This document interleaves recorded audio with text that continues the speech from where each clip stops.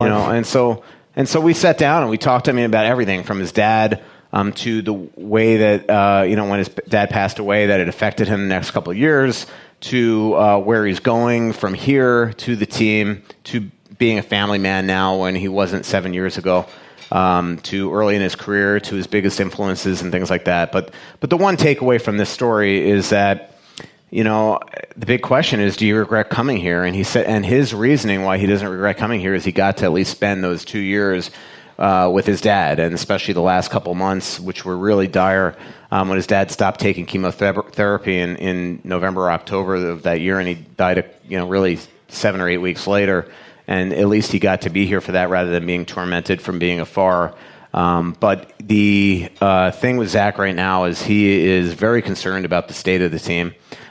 He knows he's 35. He feels like he's still very productive. And I think that he would like to be on a team that's going to win. Now, does that mean that he wants out? Read between the lines, I guess, if you want.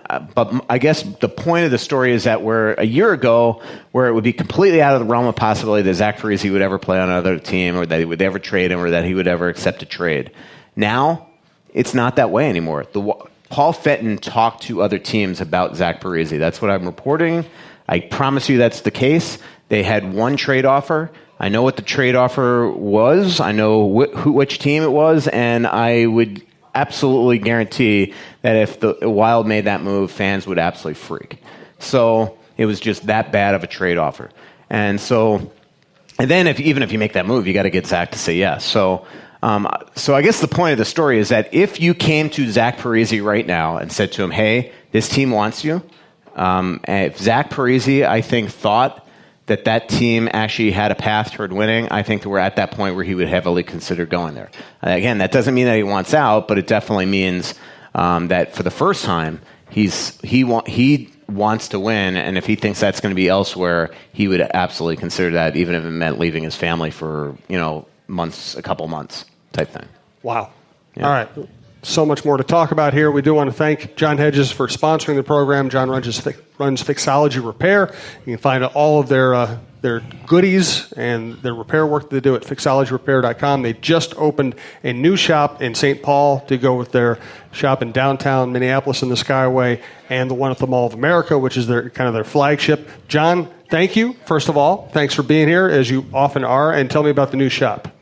Well, we just opened that new shop up. Officially Friday was the first day. Cool. So this is, I think, day 4. It's pretty quiet still. It is set up to do cell phone repair and watch repair on site.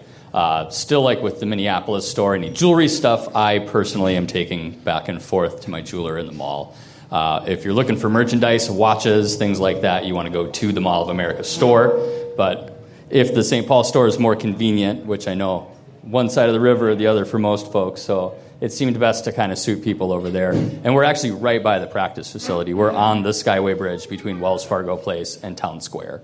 That'll come in handy for me. Well, yeah. And for all the Wild employees, because I know, not because of me, but because of you, Wild employees listen to this as well. So you'll probably get some of their business. And they also walk by and see what we do. So yes. that's pretty nice. It's really visible. We are on the bridge. The light rail goes under us, which is always kind of entertaining if you have a little downtime. But look out one window, you see the state capitol up the street. But yeah, Parnier is my trooper over there. He was working the Minneapolis shop for about 2 years. He's very capable and at the moment very bored. So if you have anything to fix, bring it out to him. I mean, it's been 4 days, but I imagine it is going to pick up. So he's a hard worker. I've been, when he was working in the Minneapolis shop, I'd walk by and he always had his head down and was working about 3 things at the same time. Usually that's the case, yeah. So, but yeah, watches, we can do movement overhauls on site as well. We usually have to order parts in. Apple phones, smartwatches, iPhones, stuff like that, we handle no problem. So. And you can do wooden watches?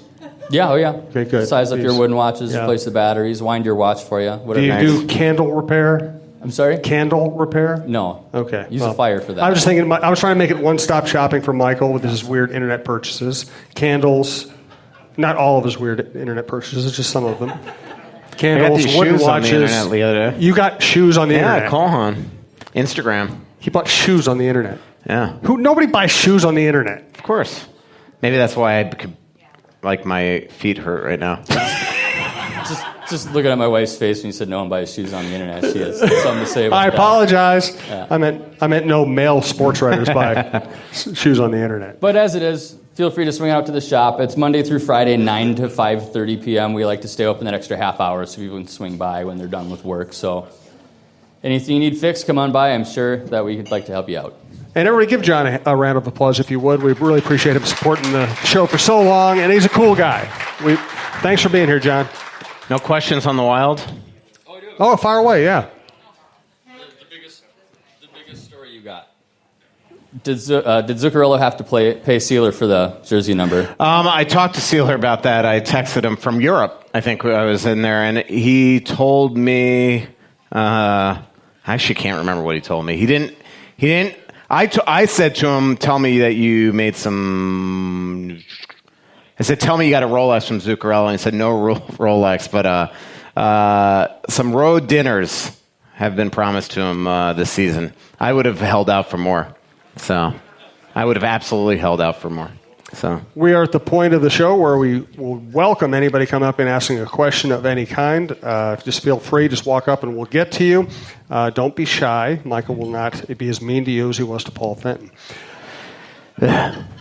Mike Modano. Yeah. How big a part of this search is he going to be, and does he have the right kind of insights to be helpful? I think so, and I think he's excited about it. I do think that one criticism that both Craig Leopold and Matt Mika acknowledged that I gave them after the last search was that they didn't have a hockey guy in the room with them asking questions. And I just think that, you look, I've said it to you before, but I really was impressed with the Wolves. And I don't know if this new GM is going to be anything. Sorry, Ryan Donato text. I just with Ryan Donato got Paul Fenton fired. That's weird. No. We got to edit that one out. No, don't edit that one out. So the big thing to me with what were we talking about? You're not flustered at all. That's the good thing here. Modano. Oh, Modano. Hockey I mean, the guy big in thing room. is that they didn't have a hockey guy in there, and I just think that the one thing they want to do right now is have somebody that's going to give them, ask proper questions, ask, maybe questions that just Craig Leopold and Matt Mika, who are two businessmen, very successful businessmen, might not think about, and just have a kind of a third party to get feedback on personality. Mike Modano has the one thing on Paul Fenton that I still can't get over when you ask, how did they hire him, is that it's not hard to do due diligence beyond just David Poyle. Right. All scouts talk. Yeah, I mean, and so Mike knows a lot of people, and he can make a lot of calls. And, I've said it. I thought that was one of the shortcomings of Paul Fenton, is that he did very little due diligence. On Victor Rask, I knew that was going to be a disaster the second it happened because of people that I was talking to. I mean, like the Carolina Hurricanes had 10 different people looking at Nino Niederreiter in the month leading up to that trade. And do you know how many people went and scouted the Carolina Hurricanes to look at Victor Rask? Zero. None. And same thing, no video work. And with Pontus Aberg, I was in Costa Rica when they made that trade for a wedding, and I made one call afterwards. One call to somebody in Anaheim. Hey, why is the leading goal scorer for the Anaheim Ducks not playing for the last 8 games? And he told me, and my jaw dropped. And again, that's stuff that should happen. And so with the GM search, what Mike will be able to help with, I think, is due diligence. And Mike will be really, I think, a helpful for somebody that's not going to again be in hockey ops. I think he'll really help Matt Mika and Craig Leopold along for this. And trust me, I really think that I know some of the candidates that are going for this job. There's a couple in particular that I really like, and I just think that, this one, Craig and Matt know they must get right. They can't afford any more mistakes, and they know that. So, how big a role did Matt play the first time around?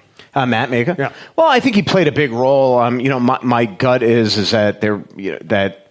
I think it was more Craig that wanted Paul Fenton big time. But Matt has always played a big role. I mean, he's a trusted lieutenant. He's the president of the team. He's been here since, I think, day one. He worked for Bob Nagley at his original business here. So if there's anybody that cares about this franchise, it's Matt. He has worked his butt off to make them as reputable as they are league wide, and I'm sure it has been extremely stressful to see the brand take a hit here the last year. And so, I think that he is the guy that Craig really trusts, and Craig has a lot of trusted lieutenants, a lot of really good friends that help him along as people to bounce things off of here. But I think between Matt and Mike and Craig, they'll get a good candidate here. There's a small pool. The one thing I was talking to a GM candidate about today that's not positive that he's interested in the job, only because what freaks him out is that, say he's not hired until August 20th, let's say. Training camp's September 12th. It takes a while to get the lay of the land. Just imagine you getting a new job and just the first couple days, just getting a new cell phone, getting a laptop. How do you work your analytics system? How do you get into who's under contract? Let me see the list of scouts. There's a gazillion things that you even have to do when you become a GM of a franchise to try to figure out who everybody is. And then you got to worry about the players and who and what their future is and your plan past the season. And it's going to be overwhelming. And I remember when Paul was hired in mid-May, it took him until late August to just calm down from the amount of stuff that he had to do to figure out this organization.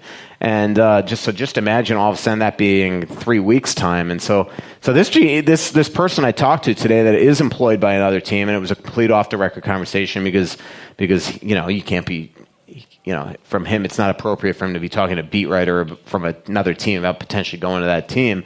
But he was saying, like right now, it's like, yeah, I'm an assistant GM right now, but it's not. I'm in a comfortable spot, and all of a sudden, if this isn't going to be a quick hire, if this is going to take till late August to take this job, it would be probably overwhelming. So I'm not positive that he's even going to, if they call to ask for permission, and who knows if they will, if he's going to put his name in the hat.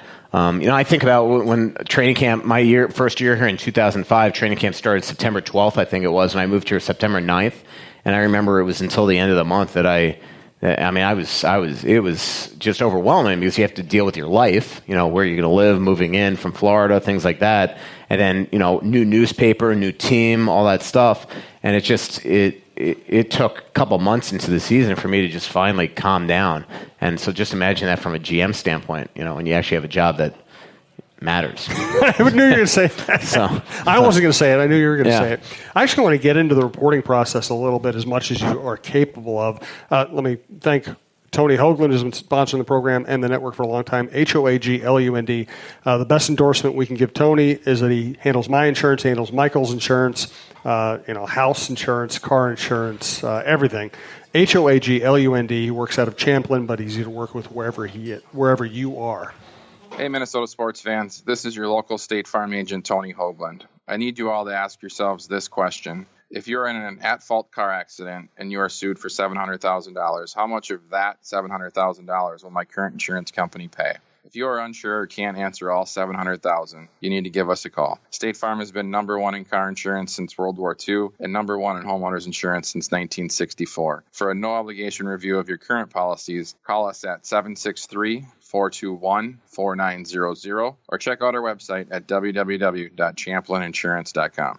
All right, so respecting confidentiality and things you can't talk about, what has this week been like as a reporter? How long ago did you get an inkling this could happen, and what was the reporting process like for you?